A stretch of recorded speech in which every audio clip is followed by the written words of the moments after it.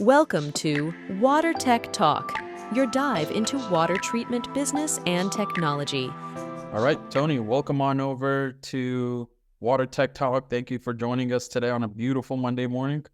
Yeah, it's great here. Thanks for having me, Samir. Appreciate it. Yeah, happy to be here. My pleasure. And you're calling in from Los Angeles, correct? Santa Barbara, but yeah, Southern California between here and Irvine.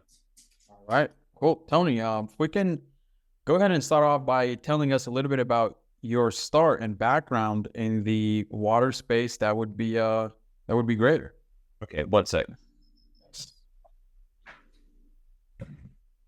All right, so water space background. Been in the water space more or less probably for about 25 years.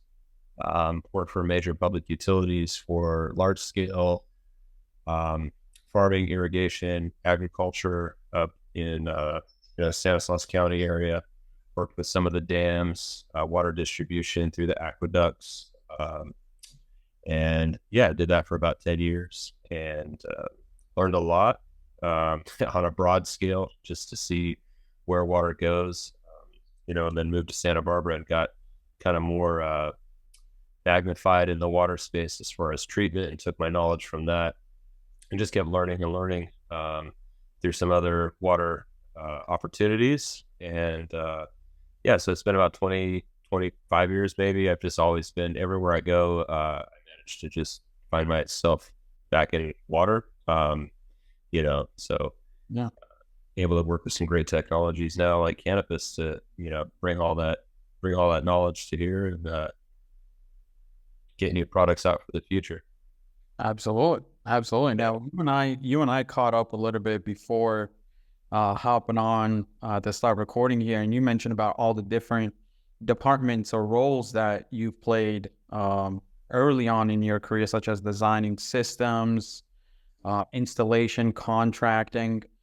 What were some of your favorite areas or roles that you played in early on?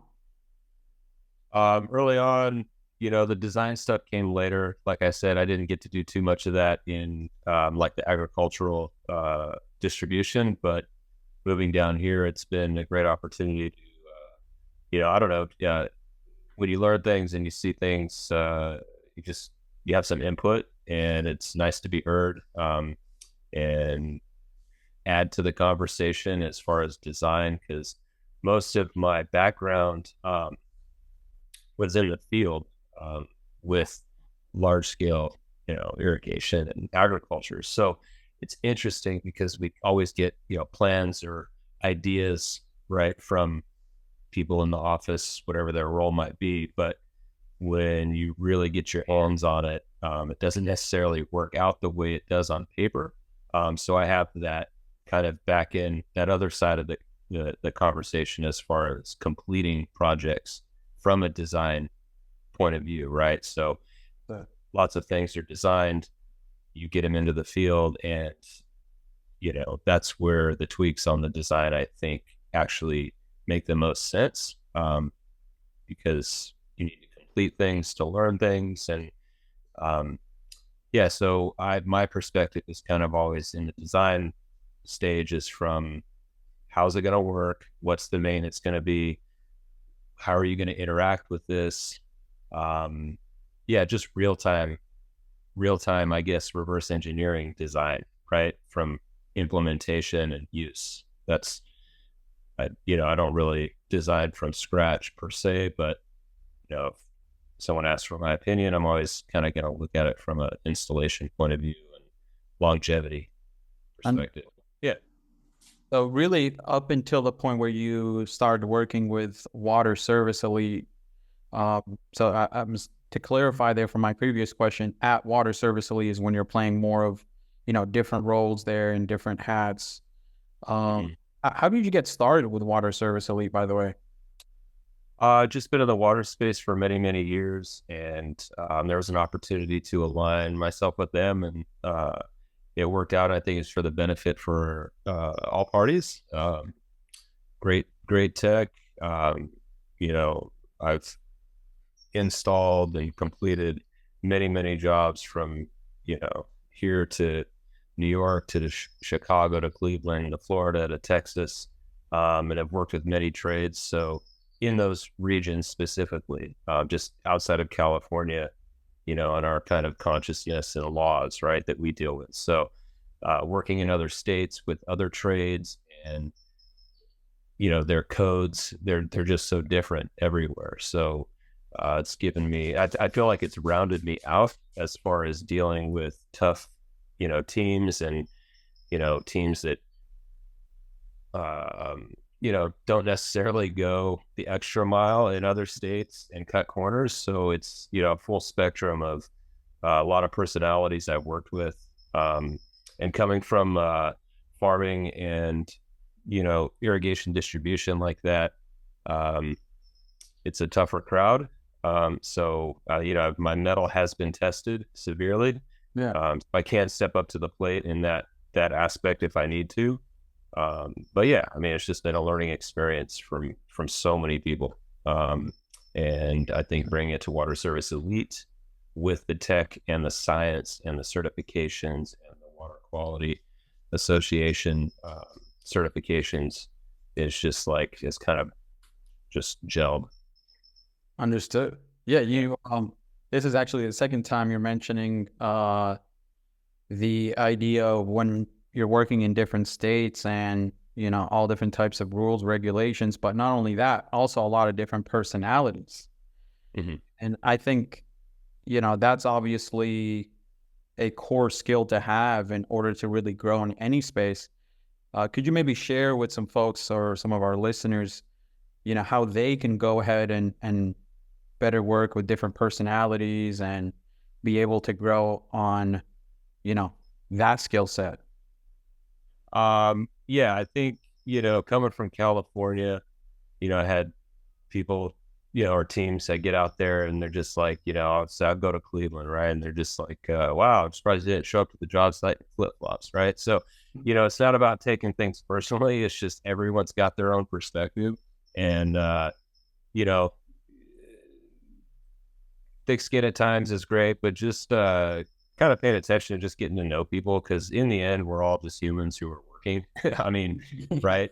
So, and everyone has personal things going on in their life. So I think it's just, show up, be cool, and I don't know, show that you can, respect is due, and that goes a long way in working with many different people across. It's simple fundamentals, I guess, of just getting to know people and work with people. And then everything else after that is then you start to understand their skill set. Sometimes I like to establish a relationship first, because, there are tough conversations coming when you might see something that they might be doing wrong or different or what you're not used to. And coming from out of state into another state, I'm not there to like disrespect someone's, skill set or anything. Maybe just show a different idea, or obviously I learn things as well. So yeah, I just want to, I don't know, try to keep it calm and do a good job, because I think that's what everyone wants in the end. Yeah, absolutely. Because before I officially met you, well, I haven't met you in person yet, but meeting you, I guess we could say. Yeah. The founder of Canopus, when he was telling me a little bit about you, one of the things he stressed was how good you are at networking and, really building relationships. So that's why I wanted to stress that a little bit on the podcast here on this episode, because, that is, again, not only a skill set, but it's something that lasts a lifetime. The network that you build and the connections, the relationships can come into all different types of, fruitions. So the next thing that I wanted to ask you, Tony, was what are some current pain points that you've noticed in the water space as of recently?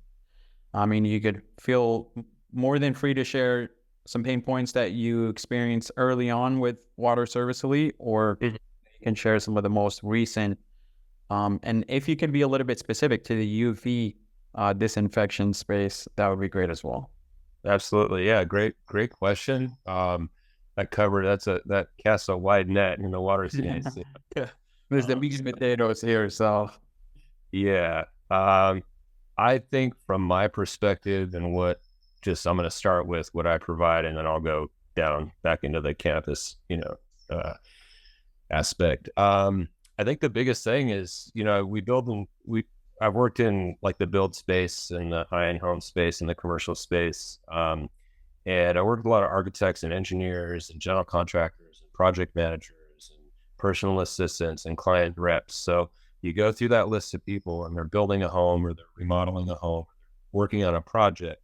They'll bring in carpenters, designers, engineers, concrete guys, audio AV guys, and plumbers.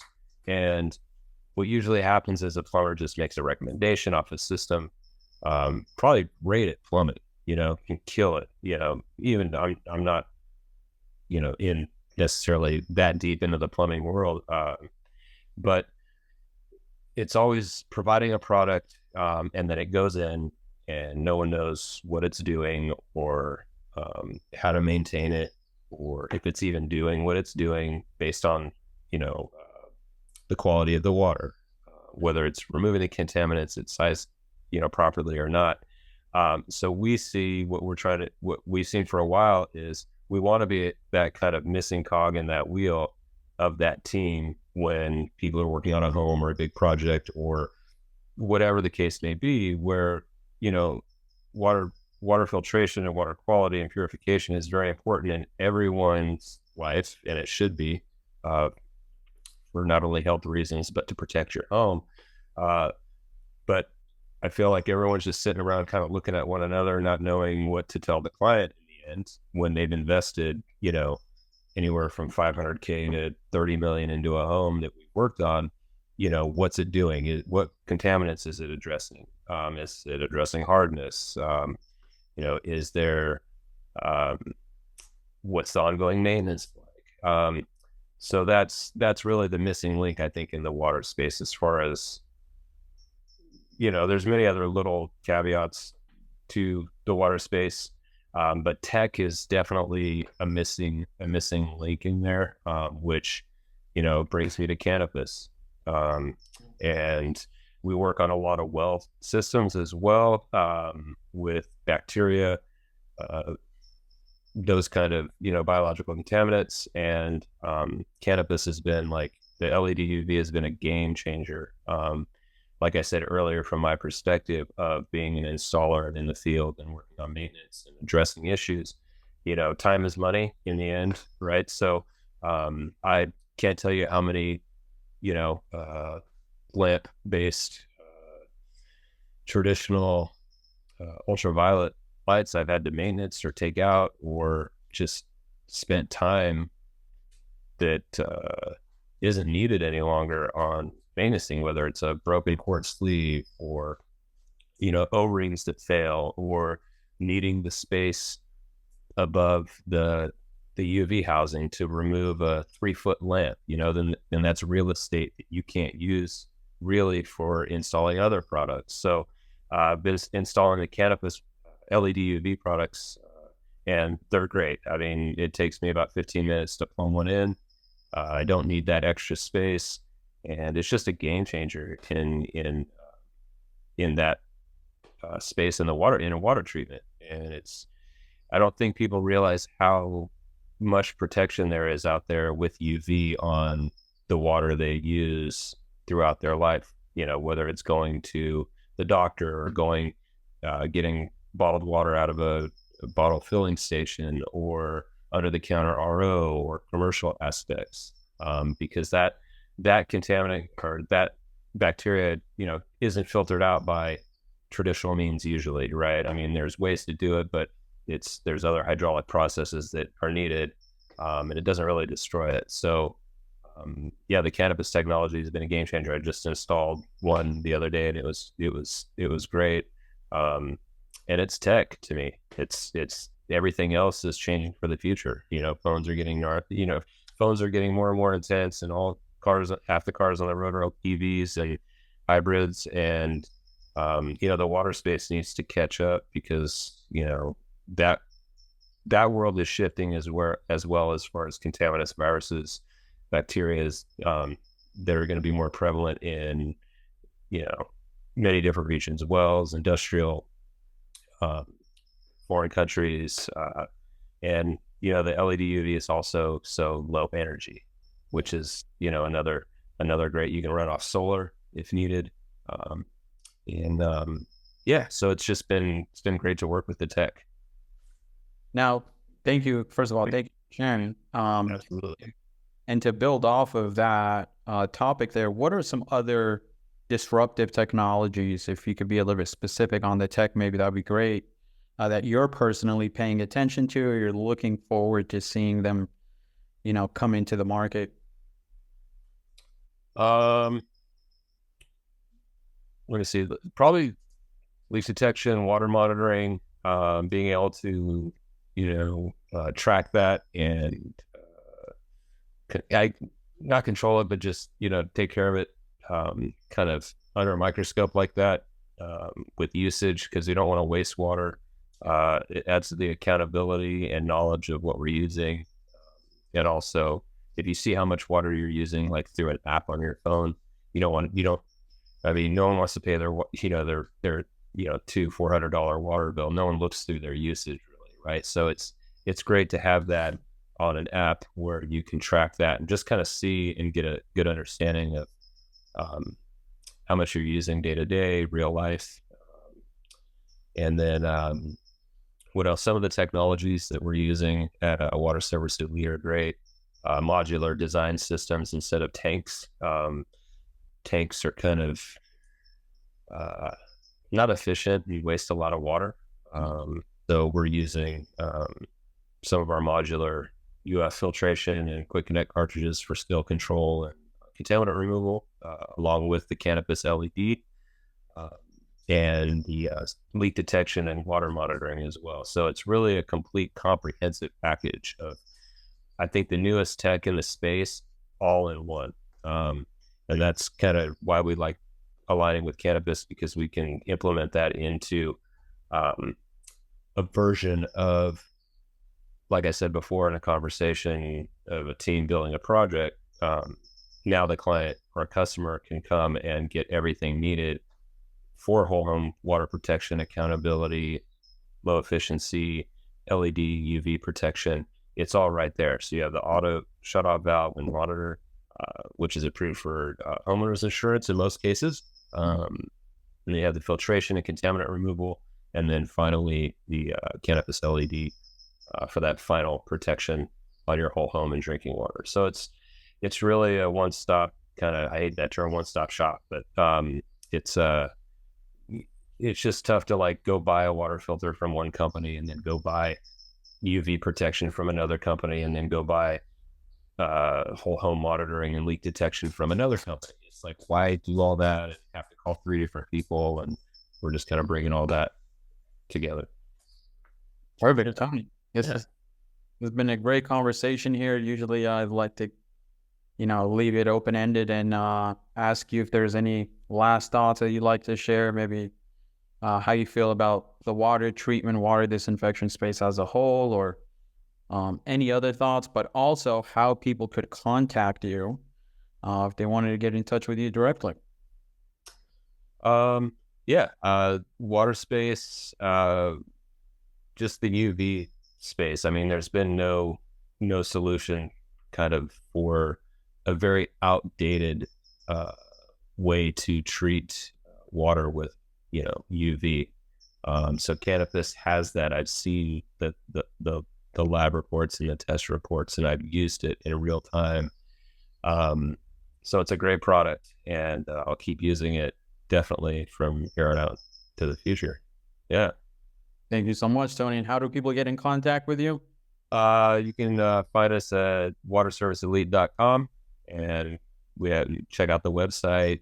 We have augmented reality there, so you can place systems in your home, outside, on the wall, as well. So there's a lot to learn there. And even like we always say in our meetings, even if you want to have any questions about water, whether they're simple or complicated, we love emails and phone calls, so we can answer those. Yeah. Thank you so much, Tony. We hope to have you on again with us soon. Yeah, thanks, sir. Our pleasure. Appreciate it. So much for Appreciate coming it. on.